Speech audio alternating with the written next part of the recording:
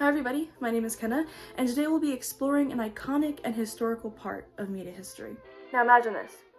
You are tuning in to your favorite radio show on a quiet October night in 1938 until you hear this. There's a jet of flame springing from the mirror and it leaps right at the advancing men. It strikes them head on. Lord, they're turning into flames. Now the whole field's caught up by the woods, the barns, the gas tanks of the automobiles spreading everywhere. It's coming this way now, about 20 yards to my right. Ladies and gentlemen, due to circumstances beyond our control, we are unable to continue the broadcast from Grover's Mill. Suddenly there's been a report of an alien invasion. It floods the airwaves. People tuning in begin to panic, believing that the Earth really is truly under attack.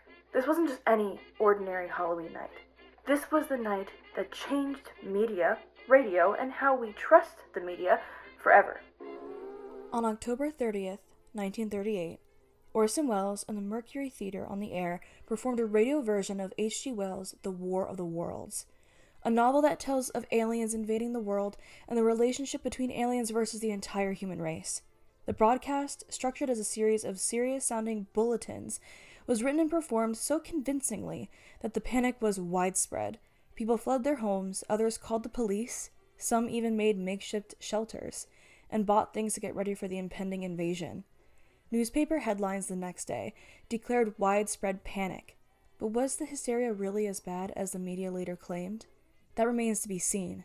What isn't up for debate, though, is how this moment shaped modern media forever. The War of the Worlds broadcast created something groundbreaking: the power of mass media. This Halloween prank was an early lesson in media literacy. While Orson Welles later said in a press release that he really didn't mean any harm because he loved the book and he thought that others would too, and it was Halloween night, it showed that people often take what they hear at face value, especially when it's delivered by a news source that they trust, and when its message is as serious as the world as we know it is coming to an end. Now, why would the media lie to us? Let's get back in our time machine and skip back to today.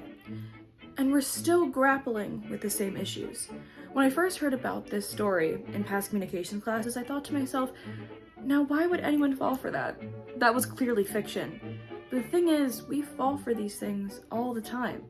Only now the radio has progressed to the internet, social media, and news outlets that worry about clickbait rather than true facts. As technology evolved recently, we've seen lots of misinformation, from viral hoaxes to AI, to deepfakes, to rage-bait TikToks, and just plain old fake news.